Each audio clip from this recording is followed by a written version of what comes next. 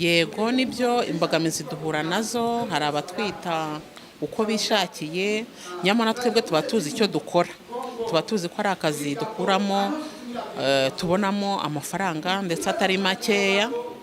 Ubwo rero mu mahugurwa dukora atugirira akamaro cyane kuko adusubizamo imbaraga ndetse agatuma turushaho kugira gukora cyane tutitaye ku byo abantu baba batuvuga.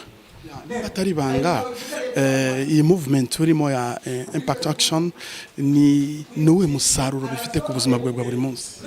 Ubuzima bwanjye bwa buri munsi bifitiye akamaro cyane kuko nk'ubu nari maze igihe ndi umushomeri, nta kazi mfite, ntacyo ndi gukora. Ni henshi cyane nari naragiye nsaba akazi sinkabone, ndetse nkakomeza ngashakisha akazi karabuze, ariko ubu aho nagereye muri kano kazi nkora mbona icyo ndya ndetse n'icyo ngaburira abana, nta kibazo ngira, nta kibazo mpura nacyo, nishyura inzu uko bisanzwe, mbese ndakomeye, ndi umubyeyi ufite byose, nta kintu mbuze, ndakomeye. Navuga ko hano ukuntu naje meze byarahindutse, ko nize kuba nakwihangira imirimo, nize kuba rwiyemezamirimo wigenga. Ubu natinyutse ko nshobora gufata umwanzuro wo gushora muri bizinesi runaka, ntatinye igihombo, ntatinye buri kimwe cyose, cyangwa ngo abandi baranseka, abandi biki ibintu nk'ibyo. Hano muri Nature Nutrition and Market uburyo tubonamo amafaranga, hari ayo tubona buri munsi wacuruje produit runaka, hari n'andi tubona buri kwezi bitewe n'uburyo systeme yawe yakoze. Ibyo rero bidufasha yuko yandi ya buri munsi tubasha kuyakemuzamo ibibazo bya buri munsi, none yandi yo mu kwezi niyo tubasha gupangamo imishinga ndetse tukita no ku miryango yacu. Muraho neza nshuti bakunzi ba Sky Post TV, twizere ko mumeze neza aho muri hose mukurikirana gahunda zacu, gahunda zanyu. Aha turi rero ni ku cyicaro gikuru cya Nutrition and Market, ahagiye kubera amahugurwa y'abanyamuryango n'abandi bifuza kuba baba rwiyemezamirimo, bashora imari yabo ndetse banafitanye imikoranire na Nutrition and Market mu bucuruzi bwa za product icyo bita supplement food cyangwa se inyunganira mirire, ndetse n'ibindi bikoresho by'isuku, harimo les serviettes pour les femmes, bisobanura ibikoresho by'isuku by'abagore. Ndetse hano muri Nutrition and Market nkuko mu iri zina ry'iyi kampani bivuga, bacuruza n'amatelefone ngendanwa.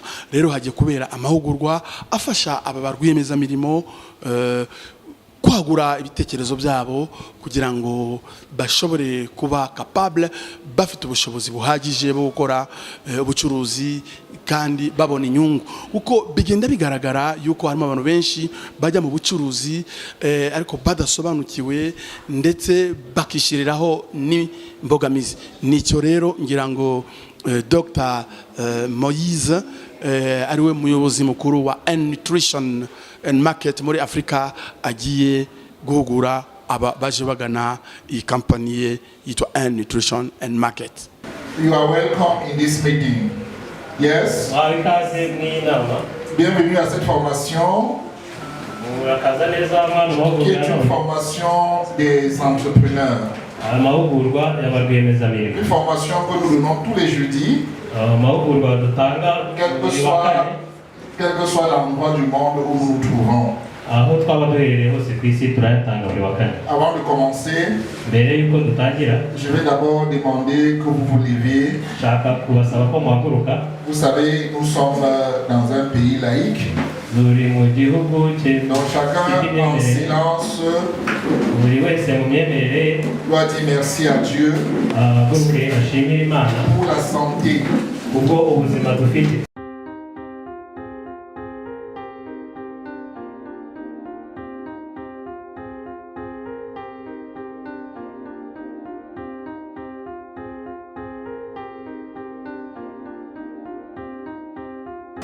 Vous avez rejoint cette activité commerciale en tant tant que vendeur indépendant. Et lorsque vous devenez un vendeur indépendant, si on veut faire la classification, on vous appellera ce qu'on appelle des auto-entrepreneurs. Et quand vous êtes un auto-entrepreneur, vous devez avoir le mental d'un entrepreneur.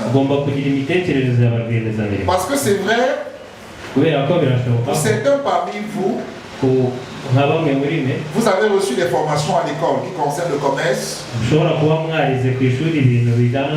Pour d'autres, vous n'avez pas reçu de formation commerciale. Mais on n'a pas besoin de diplôme pour être commerçant. On a juste besoin de volonté pour être commerçant. Également pour ceux qui ont fait commerce à l'école, on vous a sûrement formé comment faire un business plan. Comment organiser votre business? Vous savez, lorsque vous voulez créer une entreprise, à 100%, lorsque vous faites votre business plan, à 100% vous êtes sûr que ça va marcher. Parce que, comme on le dit souvent, qui connaît Excel? Excel. Les business plans généralement se font dans Excel. Et vous allez voir dans tous les business plans, vous allez vous rendre compte que votre entreprise grandit. Ça, c'est ce qu'on appelle la théorie. Maintenant, quand vous vous retrouvez dans la pratique, il y a des choses qu'on ne vous a pas appris à l'école. Parce que ce n'est pas tout qui s'apprend à l'école. Ce n'est pas tout qui s'apprend à l'école, n'est-ce pas? Est-ce que tout s'apprend à l'école? Yes, ce n'est pas tout qui s'apprend à l'école. Je vais un peu y avec vous, n'est-ce pas? Il y a des choses qui s'apprennent. Par exemple, faire l'amour. Qui a appris comment faire l'amour à l'école ici? Personne, n'est-ce pas? Il y a des choses qui s'apprennent comme ça. L'entrepreneuriat, c'est un domaine qui a besoin d'être enseigné en Afrique. Et vous, en tant que les entrepreneurs, vous devez avoir ce qu'on appelle le mindset d'un entrepreneur. Et parmi le mindset d'un entrepreneur, on a ce qu'on appelle le pouvoir de la pensée positive. Et c'est le thème de notre formation ce matin. Le pouvoir de la pensée positive. Je vais vous expliquer ceci.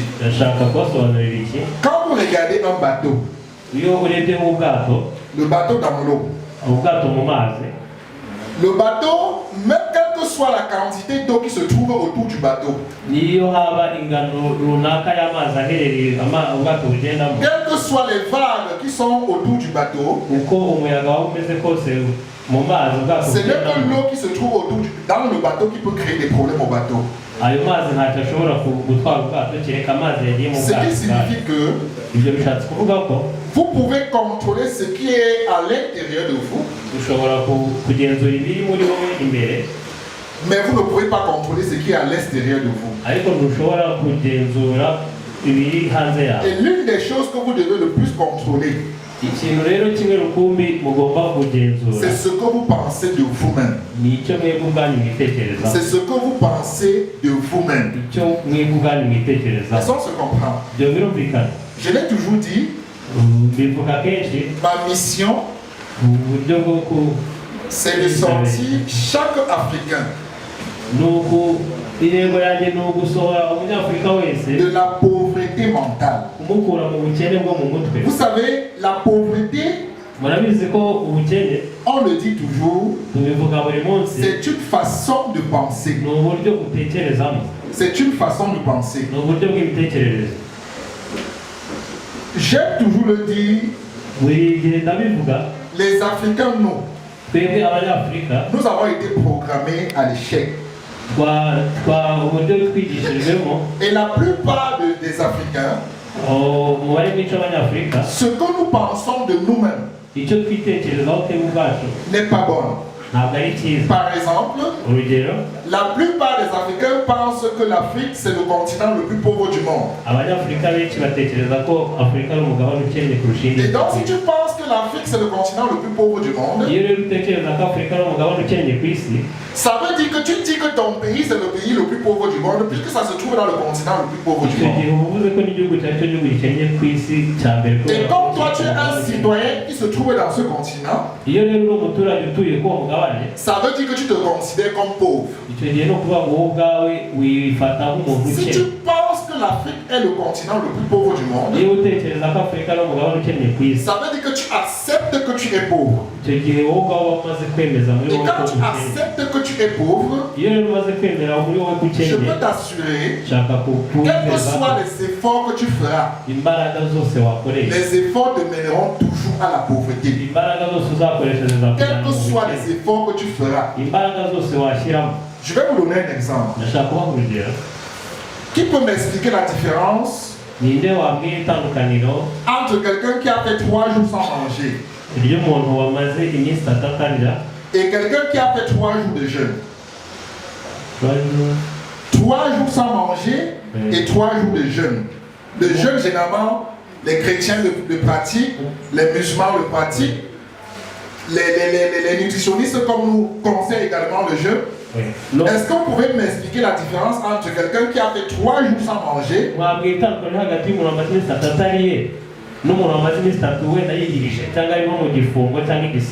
quelqu'un qui a fait 3 jours de jeûne? Qui peut m'expliquer la différence? Qui peut m'expliquer la différence? Celui qui fait 3 jours sans manger, il peut mourir. Il peut mourir même avant le 3e jour. Mais celui qui fait 3 jours de jeûne, il n'a aucun problème. Pourquoi il n'a aucun problème? Alors que les deux ont passé 3 jours sans manger. Parce que tout se trouve dans la pensée. Tout se trouve dans votre façon de penser. Celui qui est en train de jeûner, il est peut-être en train de jeûner parce qu'il demande quelque chose à Dieu. Il sait que le jeûne est bénéfique pour lui. Une autre personne qui est en train de jeûner, il jeûne parce qu'il a reçu par exemple une ordonnance d'un médecin qui lui demande de jeûner parce que ce sera bénéfique pour sa santé. Et donc après les 3 jours, en général, il n'aura pas de problème. Mais celui qui passe 3 jours sans manger, alors qu'il n'est pas en train de jeûner, vous allez l'amener à l'hôpital avec l'ambulance. Est-ce que vous comprenez maintenant ce que je veux dire? Est-ce que vous comprenez maintenant ce que je veux dire? Ça veut dire que tout part de ta façon de penser. Vous êtes des commerciaux. Lorsque vous partez dans un supermarché, vous voulez prospecter pour que le supermarché vende vos produits.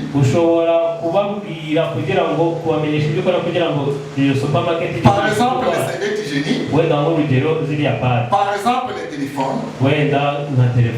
Lorsque vous allez dans le supermarché, vous devez aller avec la mentalité de gagnant. Vous devez aller avec la mentalité de gagnant. Mais si avant d'aller dans dans le supermarché, ariko niba mbere yo kujya mu iryo guriro vous commencez à dire par exemple, utangiye wenda kwibwira est-ce qu'ils vont m'acheter? ati se bazabigura, Est-ce qu'ils vont m'accepter? ese baranyemerera ko tuvugana? Je ne m'exprime pas bien en anglais. Ntabwo nzi kuvuga neza icyongereza, Je ne m'exprime pas bien en français. ntabwo nzi kuvuga neza igifaransa, Je ne suis pas allé à l'école. ntabwo nize, Et parce que je ne suis pas allé à l'école, kandi kubera ko ntize ils vont voir que je m'exprime mal. baraza kubona ko Et ils ne vont pas accepter vendre mon produit. bitume bataza kwemera Si gucuruza vous ibintu. pensez comme ça, niba utekereza uko ça ne sert à rien d'y aller. ntacyo bimaze kwirirwa ujyayo, Parce que vous avez déjà échoué. kubera ko Vous ukibitekereza avez déjà échoué avant d'aller. mbere y'uko ugenda wamaze gutsinda. Donc souvenez-vous, mwibuke ko vos pensées, ibitekerezo byanyu ibitekerezo byanyu deviennent bituruka des faits. ku bikorwa, Vos pensées ibitekerezo byanyu deviennent votre réalité. nibyo bihinduka ibikorwa byawe. Généralement, muri rusange il y a un terme qu'on appelle PAR. P-A-R en français. hari icyo bavuga par Pensée, ibitekerezo, action, ibikorwa, résultat. umusaruro. Pensée, ibitekerezo action, na ibikorwa, résultat. umusaruro. Si tes pensées sont négatives, ibitekerezo byawe niba ari bibi, tu obtiendras toujours des résultats négatifs. buri gihe uzabona umusaruro mubi.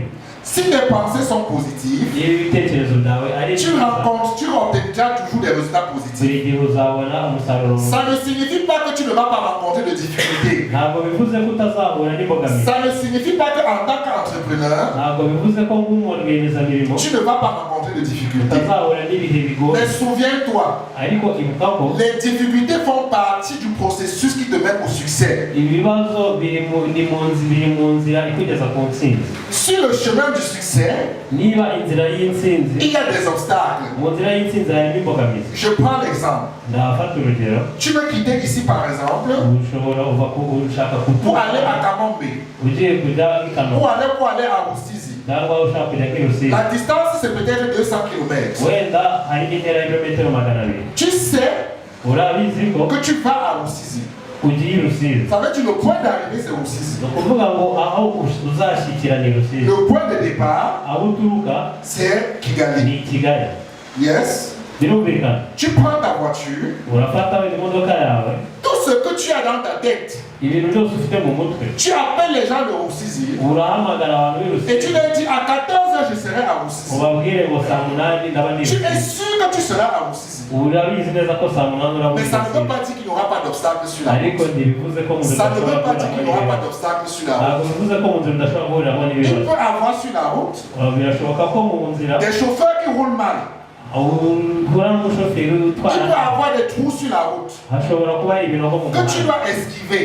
uko ugomba kubigwaho. Ça s'appelle des obstacles. ibyo ni ukuvuga ngo ni C'est imbogamizi. pour ça que niyo mpamvu je le dis toujours, mpora mbivuga 80% des entrepreneurs, 80% y'abantu ils abandonnent lorsqu'ils rencontrent des difficultés. babivamo iyo bahuye n'ibibazo, Mais les difficultés font partie du processus normal. ariko kandi ibibazo Les difficultés font partie du processus normal qui te mène au succès. ibibazo biri mu nzira isanzwe ko ushobora kukugeza ku Et ça on a ntsinzi. compris. ibyo byumvikanye. Pensée, ibitekerezo, action, ibikorwa, résultat. n'umusaruro. Mais les pensées ne suffisent pas. ariko ibitekerezo ubwabyo ntibihagije byonyine. Ta façon de penser uburyo bwawe utekerezamo dépend de l'éducation que tu as reçue. buturuka ku burezi wabonye.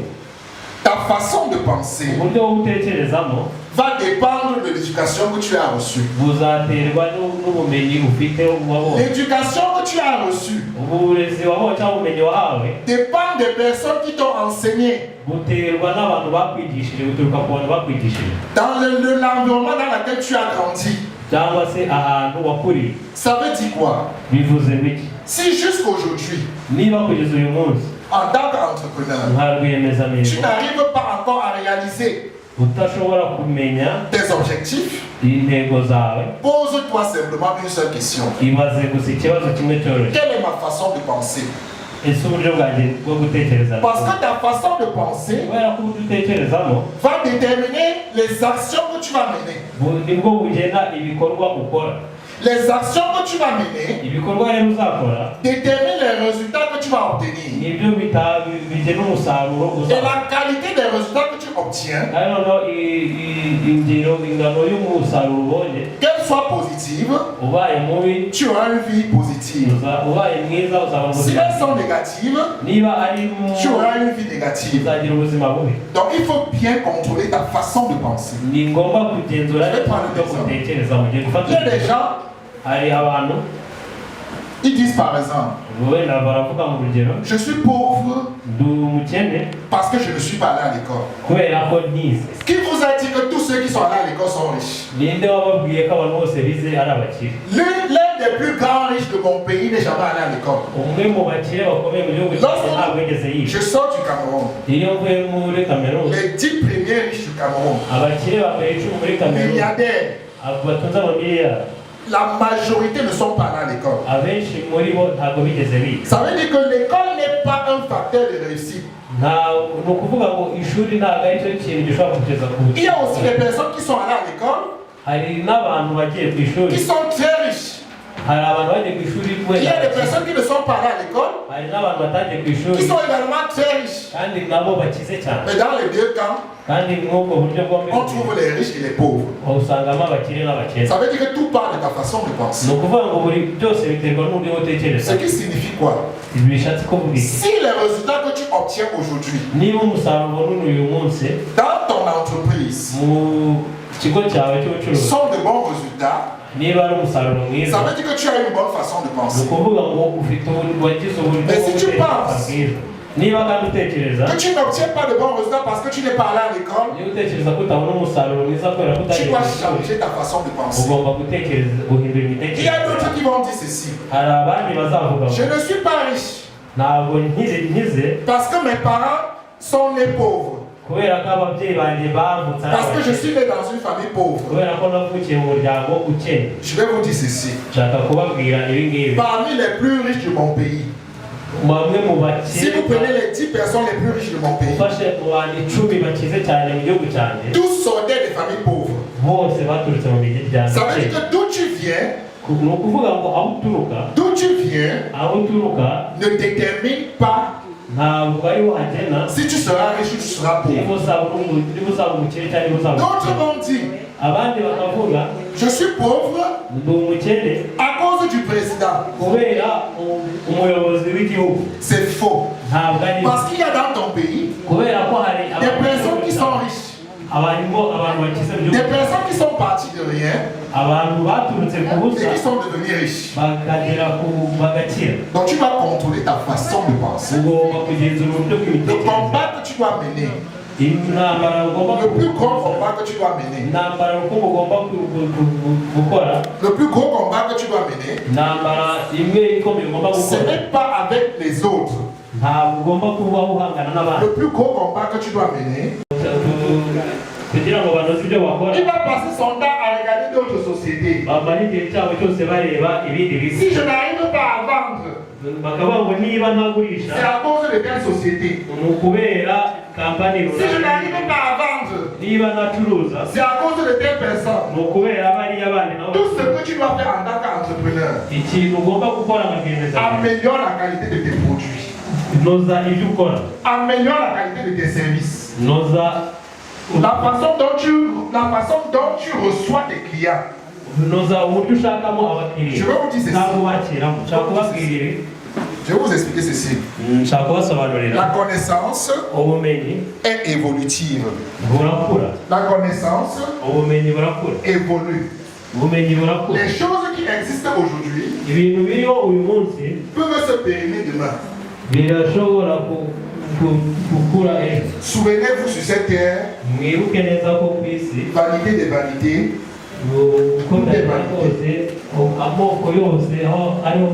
vanité des vanités, tout est vanité. Ça veut dire que tout passe. Les connaissances que vous avez aujourd'hui peuvent vous servir aujourd'hui.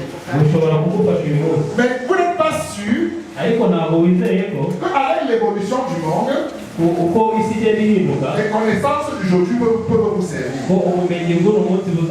Parce que le monde évolue à la vitesse de la lumière. Je suis allé à Ouganda. nagiye muri Uganda Dans certains supermarchés, mu maguriro amwe n'amwe quand vous voulez payer l'électricité ou l'eau, iyo ushaka kwishyura amazi il y n'amashanyarazi a des machines. hari imashini Vous avez le choix entre Momo, ushobora guhitamo gukoresha ou vous partez sur une machine, cyangwa ukajya ku mashini vous mettez l'argent dans la machine, ugashyira amafaranga mu et mashini la machine vous donne la facture que vous avez iyi payée. mashini igahita iguha Chaque machine qui est créée, iyo mashini yose rero ça remplace au moins 100 ans. ishobora gusimbura abantu Chaque ijana machine qu'on crée imashini yose va remplacer au moins 100 personnes. nibura ibije gusimbura Ça veut abantu dire que vous devez vous poser la bonne question. ni ukuvuga ngo hari ikibazo cyiza mu Le bwonko monde est en train d'évoluer. isi irimo iratera imbere En tant qu'entrepreneur, nka rwiyemezamirimo vous avez besoin constamment, mukeneye uburyo vous avez buhoraho besoin constamment mukeneye uburyo buhoraho d'apprendre. mukeneye kwiga mu Vous buryo avez buhoraho besoin constamment d'apprendre. mukeneye kwiga mu buryo buhoraho Parce que si vous cessez d'apprendre, kubera ko nuhagarika kwiga vous serez périmé. uzasigara Est-ce qu'on se comprend? birumvikana Si vous cessez d'apprendre, nuhagarika vous kwiga serez périmé. uzasigara Yes? birumvikana Il y a ce qu'on appelle la loi de la sélection naturelle. hari ibyo bita loi de la sélection naturelle ni ukuvuga ngo amahitamo Les espèces les karemano plus faibles disparaissent. ni ukuvuga ngo amoko ku isi afite imbaraga Ça veut dire nkeya quoi? ararangira Un patron, par exemple, de médias, bishatse kuvuga ngo nk'umuntu uyobora ikinyamakuru cyangwa si tu n'as pas itangazamakuru une présence en ligne, niba udafite utari online kuri uyu sur muntu YouTube, sur Facebook, cyangwa Facebook sur tous les réseaux sociaux, niba utari ku ikoranabuhanga rigezweho tu vas disparaître. ni ukuvuga ngo uhita Ne urangira jeune pas. ntibwirwe C'est un problème de temps.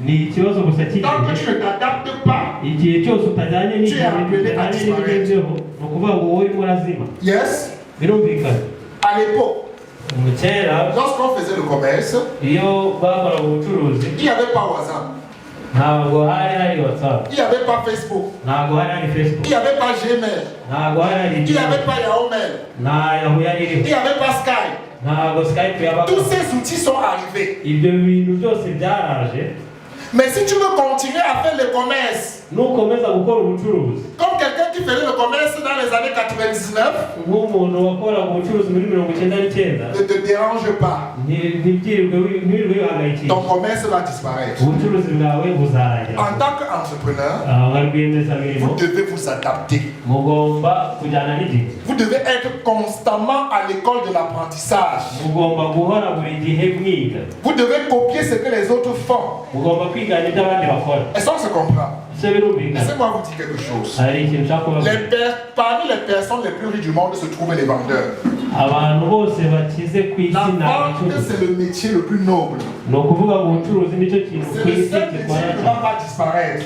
ni ikintu cyonyine ku isi kitazarangira Parce que tous les produits qu'on fabrique, kubera ko ibicuruzwa byose bakora bikorwa tous les services serivisi zose zitangwa s'adressent aux êtres humains. ni ukuvuga ngo zose Et parce que ça s'adresse aux êtres humains, kubera kandi ko ari ibintu si tu es l'intermédiaire ni ukuvuga ngo uzaba hagati yo uzaba bikeneye qui peut vendre ces produits-là, urashobora gucuruza la vente c'est le seul produit qui ne peut pas disparaître. igihe nageraga mu Rwanda J'avais besoin d'une puce NTM pour mettre dans mon téléphone une SIM carte SIM. ngera mu Rwanda nari nkeneye simukadi J'avais besoin d'une SIM card. nari nyikeneye Yes. birumvikana Mais la personne qui m'a reçu au Rwanda, ariko umuntu wanyakiriye nkigera mu Rwanda il m'a demandé de prendre MTN. yansabye gukoresha MTN Me donner l'information d'acheter MTN. ariko ampa amakuru yo kugura MTN Il vient de faire une vente. yahise acuruza Il vient de faire une vente. akimara kumva amakuru ngo yari Ça, on se comprend. ibyo birumvikana Il vient de faire une vente. ubwo icyo gihe Ou alors de déclencher une vente. cyangwa se amaze gufasha ikigo runaka gucuruza Yes. birumvikana Lorsque il a fallu que j'ouvre un compte bancaire, mon compte, bigezeho ko mfungura konte ya je suis allé à Bank of Kigali. nagiye kuri peka Pourquoi je suis allé à Bank of Kigali? kubera iki rero nagiye kuri peka Parce que Bank of Kigali fait sa publicité. kubera ko banki ya Kigali iramamaza Yes. birumvikana Je vais vous donner un exemple. nshaka Vous kuba connaissez la RADB? Qui connaît la RADB? n'induzi ya RDB Est-ce que vous savez que ese mwari muzi ko la RADB RDB a un modèle qui est unique au monde? C'est une agence qui fait la publicité du Rwanda comme si le Rwanda était une entreprise. Et c'est à cause de la RADB que beaucoup de personnes connaissent le Rwanda. Parce qu'ils sont sur Internet. Ils sont sur toutes les plateformes. Et même dans les matchs de football en Europe. Vous allez voir sur les t-shirts Visit Rwanda. Vous allez voir sur les t-shirts Visit Rwanda. Et quand les gens voient Visit Rwanda, c'est une publicité, n'est-ce pas? Les gens veulent venir voir. Ils veulent visiter Rwanda. Ça veut dire en tant qu'entrepreneur, vous devez également avoir une présence sur Internet. Une présence permanente. Souvenez-vous en 2008, lorsque le président Obama est devenu président aux États-Unis, il a dit ceci: Internet est une chance pour l'Afrique. Internet est une chance pour l'Afrique. Parce que grâce à Internet, nous avons désormais les mêmes informations que les Européens. Nous avons les mêmes informations que les Européens. Vous pouvez apprendre la même chose que les Européens grâce à Internet. Est-ce qu'on se comprend? Ça veut dire que vous, les entrepreneurs, la question que vous devez vous poser, est-ce que je suis constamment en train d'apprendre? Est-ce que les connaissances que j'ai aujourd'hui, sont les connaissances qui peuvent m'aider à réussir? Ou alors les connaissances que j'ai sont les connaissances qui ne m'aident pas à réussir? Et donc vous devez vous poser les bonnes questions. La réussite commence lorsque vous vous posez les bonnes questions. Les actions que je mène sont les bonnes actions. Est-ce que mes pensées m'aident à prendre les bonnes décisions? Est-ce que les décisions que je prends m'aident à mener les bonnes actions? C'est des questions que vous devez vous poser. C'est des questions que vous devez vous poser. Et je vais vous dire ceci. J'ai eu l'habitude de le dire. Si vous êtes un commercial, un entrepreneur, l'un des sentiments que vous devez enlever, qui est un sentiment tellement dangereux, c'est la jalousie, la haine. Vous devez remplacer la haine par l'amour. Chaque fois que quelqu'un vous envoie la jalousie, renvoyez-lui l'amour. Yes. C'est pour ça, je dis toujours, il y a des sociétés, au lieu de travailler, cherchez comment ils vont nous attaquer. Je vous ai dit ceci: ne parlez jamais mal d'une autre société. On vous demande même de parler du que vous ne connaissez pas. Ne parlez jamais mal d'une autre société. Vous n'avez pas besoin de ça. Vous avez juste besoin de vous concentrer sur votre objectif. Le plus important, je suis en train de partir de Kigali pour Rusizi. Ma destination, c'est Kamembe. Le plus important, c'est ma destination. Ce n'est pas les obstacles qui sont sur mon chemin. Et ça, on se comprend. Parce que même entre vous, il y a des personnes que parfois lorsqu'ils voient que quelqu'un gagne plus que lui, ils commencent à être jaloux. Lorsque vous commencez à être jaloux, ça noircit votre esprit. Je vais vous dire ceci. De manière scientifique, les pensées ont une fréquence. Quand vous pensez négativement, vous émettez des fréquences négatives. Quand vous pensez positivement, vous émettez des fréquences positives. Et les scientifiques ont pu mesurer à partir des footballeurs professionnels. Les footballeurs professionnels, on les a mis des capteurs. On les a mis des capteurs sensoriels. Et on les a demandé de regarder le match de foot.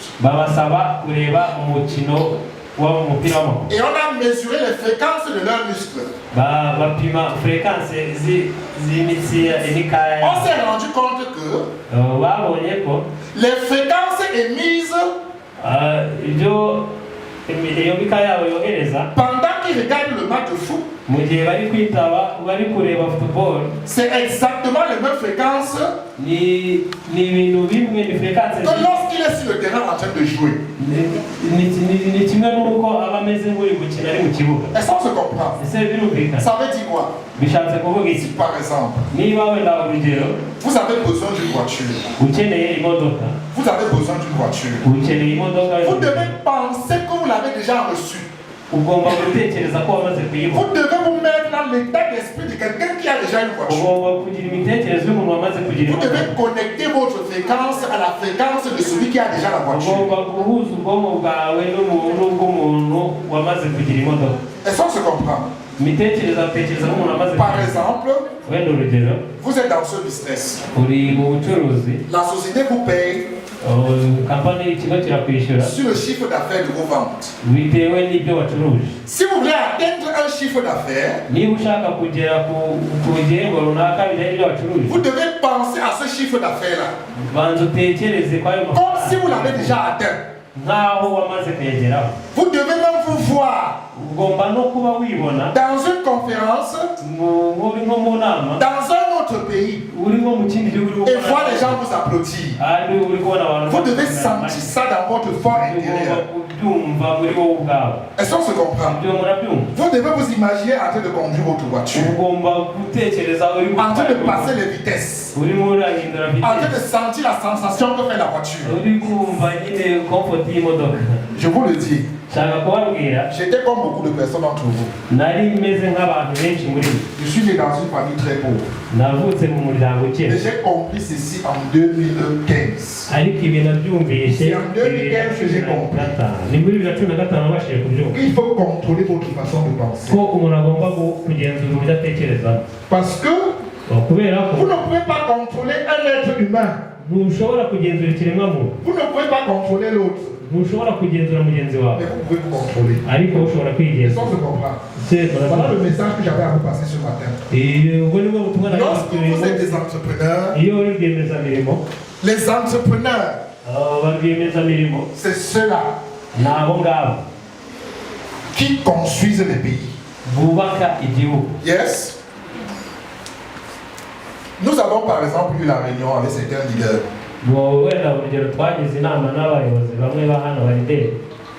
qui ne sont pas contents parce que la société paye des taxes sur leur commission. Je vais vous dire ceci. Voilà le secret. Les taxes, vous êtes obligé de payer. Yes. Quand vous voyez les routes, les aéroports, c'est avec les taxes d'autres personnes qu'on construit. Si tu ne veux pas payer les taxes, va, tu te couches chez toi. Tu dors. Tu ne fais rien. Même si tu ne fais rien, quand tu vas aller acheter un produit au supermarché, tu vas toujours payer la TVA. Parce que c'est notre pays ensemble. Et nous devons cotiser pour le construire. Mais au lieu de penser aux taxes que tu dois payer, pense plutôt au chiffre d'affaires que tu veux réaliser. Pense plutôt au chiffre d'affaires que tu veux réaliser. Si actuellement tu gagnes 500 000 et que tu payes les taxes de 75 000, pense à gagner 10 millions. Pense à travailler dur. À augmenter ton chiffre d'affaires pour gagner 10 millions. Comme ça, tu vas payer les taxes de 1 500 000 et tu auras 7 500 000.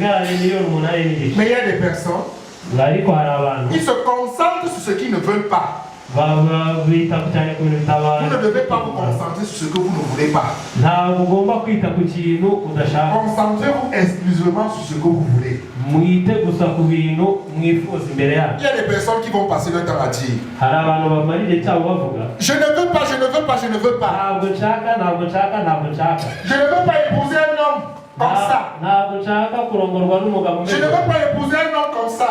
Vous allez vous rendre compte que vous allez obtenir exactement ce que vous avez dit que vous voulez. Mais voilà ce que vous devez dire. Je veux un homme intègre. Je veux un homme travailleur. Je veux un homme responsable. Donc connectez votre pensée sur ce que vous voulez. Au lieu de connecter votre pensée sur ce que vous ne voulez pas. Ça pour se lever.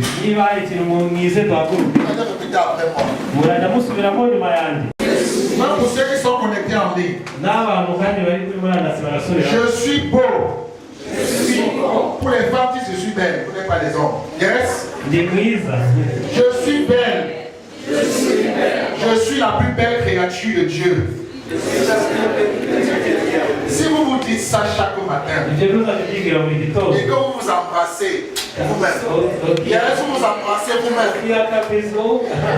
est-ce qu'on se comprend? C'est très important, c'est on s'assoit. Vous, en tant qu'entrepreneur, vous devez comprendre ceci. Vous devez comprendre ceci. Tout ne s'apprend pas à l'école. Tout ne s'apprend pas à l'école. C'est important. Ne vous aignez pas.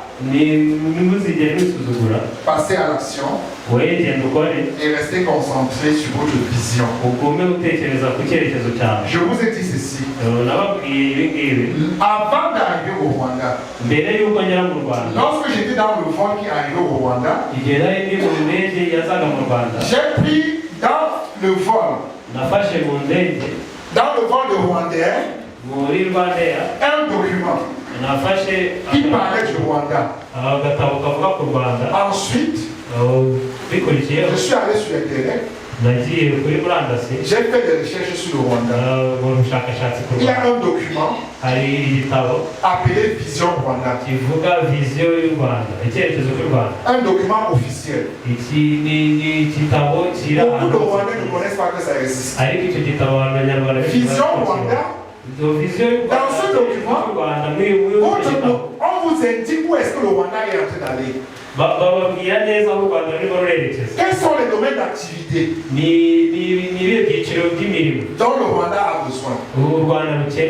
Quels sont ce qu'on prend? Votre pays, c'est un pays qui a une grande vision. C'est pour ça que malgré que vous n'avez pas assez de ressources, tous ceux qui arrivent au Rwanda respectent le Rwanda. Et ça se comprend. Vous devez être fiers de vous. Vous devez être fiers de votre pays. Vous devez être fiers de l'Afrique.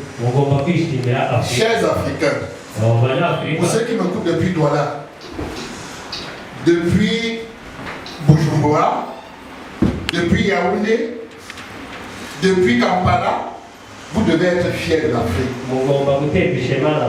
L'Afrique, c'est un continent très riche. C'est le continent le plus riche du monde. Mais le blanc vous a dit ceci. Vous êtes un pays pauvre et très endetté. Qui connaît le pays le plus pauvre du monde, le plus endetté du monde? Qui connaît le pays le plus endetté du monde? C'est quel pays? C'est les États-Unis. Yes. C'est le pays le plus endetté. nicyo gihugu gifite amadeni Mais menshi on ku dit isi quand même que vous êtes le plus endetté. ariko bababwira ko ari mwebwe Le mufite deuxième amadeni pays le plus endetté du monde, c'est le Japon. igihugu gifite amadeni menshi ku isi cya kabiri Là, on vous dit que vous êtes pauvre et très endetté. ariko baracyababwira ko ari mwe mu Et vous acceptez que vous êtes pauvre. kandi murabyemera Quand vous acceptez que vous êtes pauvre, iyo mwemeye ko mukennye il faut enlever la pauvreté sur vous. Yes? ugomba kubanza kwikuraho Ma ubukene grand-mère faisait comme ça. Elle disait que prends un bâton, tu casses. Tu jettes derrière ta tête, tu fais comme ça. abadamu yababwira Yes? Que je retire la pauvreté sur moi. Yes? avuga ko ajugunya ubukene inyuma ye Merci à tous. Bonne journée à tout le monde. murakoze Dieu vous cyane bénisse. mugire umunsi mwiza nawe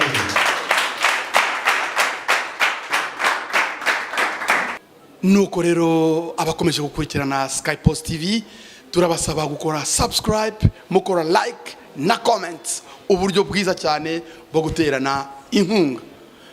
Aya mahugurwa rero yateguwe na N Nutrition and Market ndetse ifatanyije na Impaction, namwe mwayumviye, twizeye ko hari icyo mwatahanye, ariko byose biraganisha ku ishoramari, uburyo umuntu yakwiteza imbere yewe arangura acuruza inyunganiramirire n'ibi bikoresho by'isuku by'abagore, icyo bita mu gifaransa les serviettes de femmes.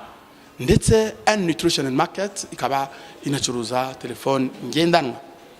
Gusa nanone mukurikirane bamwe mu bitabiriye aya mahugurwa bababwire icyo batanye n'icyo bungutse.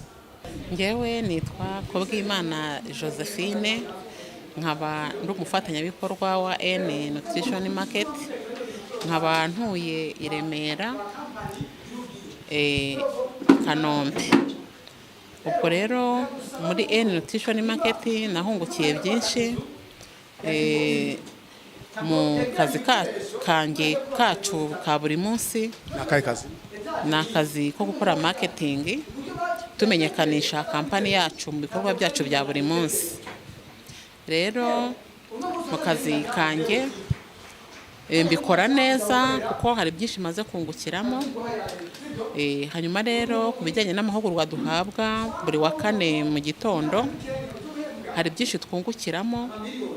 Urugero nk'uyu munsi hari byinshi twungukiyemo bijyanye n'uburyo tugomba kwitwara muri bizinesi yacu dukora. Nkanjye nka rwiyemezamirimo nakunze akantu ko kwitekerezaho buri mu gitondo mu byo tuzajya, uburyo tugomba kugira confidence y'akazi dukora ndetse no mu buryo dukora mu buzima bwacu bwa buri munsi. Ese hari ibikwazo cyangwa imbogamizi mujya muhura nazo ku buryo zibaca intege, ariko uyu munsi mukaba mufite assurance bitewe n'aya mahugurwa mwabayemo ba participante? Yego, nibyo imbogamizi duhura nazo. Hari abatwita uko bishakiye, nyamara twebwe tuba tuzi icyo dukora, tuba tuzi ko ari akazi dukuramo tubonamo amafaranga ndetse atari makeya. Ubwo rero mu mahugurwa dukora atugirira akamaro cyane kuko adusubizamo imbaraga ndetse agatuma turushaho gukora cyane tutitaye ku byo abantu baba batuvuga. Atari banga iyi movement urimo ya Impact Action ni uwe musaruro bifite ku buzima bwawe bwa buri munsi? Ubuzima bwanjye bwa buri munsi bifitiye akamaro cyane kuko nk'ubu nari maze igihe ndi umushomeri, nta kazi mfite, ntacyo ndi gukora. Ni henshi cyane nari naragiye nsaba akazi sinkabone, ndetse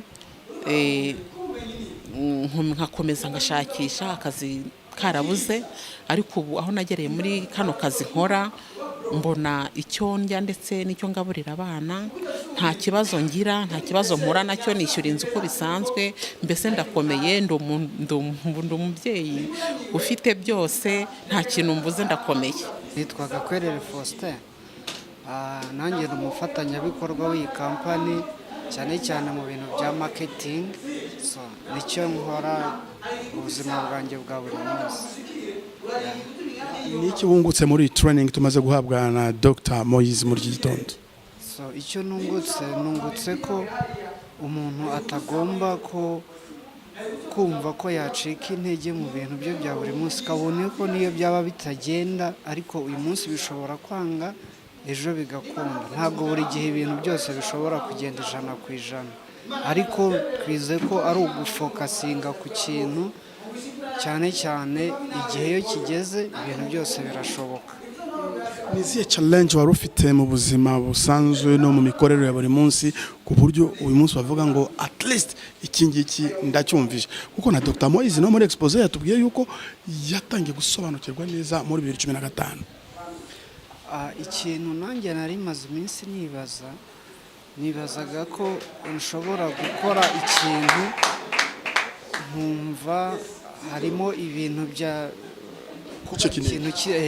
gucika intege, ariko uyu munsi ikintu nungutse ko uyu munsi ushobora gukora ikintu kabone niyo cyaba kitagenze uwo munsi, ariko ubutaha iyo ubaye mu kintu cyane kigeraho kikaba nk'umuco, kigeraho kigacamo bigakunda. Watangiye kujoininga company byari movement ya Impact Action ryari, ese ni ziye mbogamizi wagihura nazo, ese niki wakwishimira uyu munsi? Kuva joininze hashize amezi 3, ariko ugereranije uhereye igihe natangiriye kugeza ubu harimo impinduka igaragara, kuko ino Impaction irafasha no mu buzima busanzwe, kuko aya Impact Training, ano mahugurwa ubundi ya ba rwiyemezamirimo ni amahugurwa akunda gutangwa n'ibigo ku mafaranga ari hejuru. Navuga ko hano ukuntu naje meze byarahindutse, ko nize kuba nakwihangira imirimo, nize kuba rwiyemezamirimo wigenga. Ubu natinyutse ko nshobora gufata umwanzuro wo gushora muri business runaka, ntatinye igihombo, ntatinye buri kimwe cyose, cyangwa ngo abandi baranseka, abandi biki ibintu nk'ibyo. Nicyo kintu nigiye murebye gifatika. Amazina yanjye nitwa Mukesharugo Karekezi Veronique, nkaba ndi umufatanyabikorwa na Nutrition and Market, nkaba ndi Great International Trainer muri Nature Nutrition and Market. Niki mwungutse muri aya mahugurwa mashasha mubonye muri iki gitondo, aho Dr. Moise yavugaga mindset umuntu w'umushoramari, umuntu w'umucuruzi agomba kugira, n'ubu rwose haba harimo imbogamizi? Ikintu nakuyemo yatwigishije ku bijyanye no kugira imitekerereze myiza, la pensée positive, nk'umuntu wa rwiyemezamirimo cyangwa se umu-entrepreneur. Nagendeye ku kintu yise PAR, harimo pensée, action na résultat. Byavugaga yuko iyo ufite igitekerezo cyiza ubasha no kugira resultat nziza, hanyuma no kwanga cya gitekerezo cyiza nicyo gituma ugira ibikorwa byiza, bya bikorwa bikabasha kugwa umusaruro urambye. Ese mu buzima busanzwe Karekezi hari imbogamizi zo guhura nazo? Hari ukuntu nawe utamaximizaga ibitekerezo byawe mu bucuruzi cyangwa mu bintu usanzwe ukora? Yego, nka rwiyemezamirimo ushobora guhura n'umuntu ukamuprospectinga, ukamubwira ibya business yawe, ariko ntahita abyumva. Harimo abatwita abatekamutwe, harimo abatwita ayandi mazina atari meza, ariko ntago byanca intege, kubera ko mu buzima busanzwe mu isomo rya software testing nize ibintu byitwa growth mindset, kugira imitekerereze yagutse ku buryo umuntu uri negativiste adashobora guhindura igitekerezo cyanjye njyewe mfite. Bisaba yuko ngumana focus ku gitekerezo cyanjye kiri positive, ahubwo nkareba ukuntu za obstacle cyangwa za mbogamizi nzicamo neza. Rero kugira growth mindset byaramfashije, mbifatanya rero n'andi mahugurwa nagiye nkuramo hano ya Impaction, hanyuma ndabifatanya bibasha gutuma ntacika intege, ndakomeza muri gahunda zanjye zo kuba rwiyemezamirimo. Dusangize ubunararibonye bwawe bwite muri ibi bikorwa bya Nutrition and Market. Ese bifite impact iri positive ku buzima bwawe, ku buryo n'agafaranga kaboneka, ku buryo bigufasha mu buzima bwa buri munsi?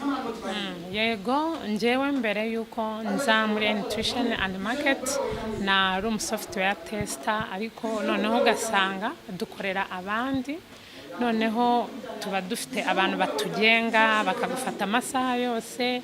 Ikindi kandi wenda amafaranga yose ubonye akarangirana na depense ku buryo nta saving ushobora gukora. Ariko hano muri Nature Nutrition and Market uburyo tubonamo amafaranga, hari ayo tubona buri munsi wacuruje produit runaka, hari n'andi tubona buri kwezi bitewe n'uburyo systeme yawe yakoze. Ibyo rero bidufasha yuko yandi ya buri munsi tubasha kuyakemuzamo ibibazo bya buri munsi, noneho yandi yo mu kwezi niyo tubasha gupangamo imishinga ndetse tukita no ku miryango yacu. Dr. Moise akaba ari nawe muyobozi wa Nutrition and Market ku mugabane wa Afrika, niwe wayoboye aya mahugurwa, ariko yibanze cyane gushishikariza abitabiriye yuko u Rwanda ari igihugu gifite ikirere cyiza cyakorerwamo ubucuruzi, ariko nanone abibutsa yuko byose bituruka mu bitekerezo byiza, kuko ibitekerezo byiza bibyara ibikorwa. Mu gukora rero ibikorwa byiza hakaba haboneka umusaruro. Iyi concept rero muri rw'igifaransa yayise PAR, bisobanura pensée, action et résultat. Ubukene n'uburyo bw'imitekerereze iri hasi. Ntabwo ari byo kubwira umuntu ngo kubera atagiye ku ishuri ko agomba kwigunga agakena. Aya mahugurwa yacu rero arahindura imitekerereze y'abantu, ndetse vuba muraza kubona umusaruro. Nshobora kubabwira nkatwe abanyamahanga, iyo tugeze mu Rwanda turemera ko iki gihugu giteye imbere, ariko iyo mbonye umunyarwanda winubira gutanga imisoro, nababwiye ko ejo twagiranye inama n'abafatanyabikorwa bacu bavuga ko imisoro iri hejuru, tubabwira ko utifuza gusora najye muri sosiyete zidasora. Iyo ubonye imihanda myiza, iyo ubonye ibibuga by'indege byiza, u Rwanda uyu munsi ni igihugu gifite amashanyarazi ahagije kandi kidafite inzuzi nyinshi. Ibyo rero biradutangaza. Ni ngombwa rero ko umuturage wese yumva ko ibi byose bikorwa na leta, nuko harimo abantu bicaye bagatekereza. Birumvikana rero ko umucuruzi wese agomba gutekereza ko niyunguka amafaranga 5 agomba gutangamo umusaruro. Niyo mpamvu twigisha bano bacuruzi tunabashishikariza yuko bagomba kugira uruhare mu gutanga imisoro, kuko bigira ingaruka mu isuku, ndetse ni ngombwa ko umuturage nk'uyu agira uruhare mu byiza by'igihugu cye. Wowe rero ukurikirana Sky Post TV aho uri hose, muri America, Europa, Oceania, Asia, ariko ukaba ufite inzozi zo gukora business. Turavuga i Nyamasheke, wowe uri Rubavu, wowe uri Nyabihu, wowe uri i Karongi, uburasirazuba bw'u Rwanda, ahariho hose, nimba wakurikiye iyi video y'aya mahugurwa, ibyo byose hari icyo ugomba gusigarana.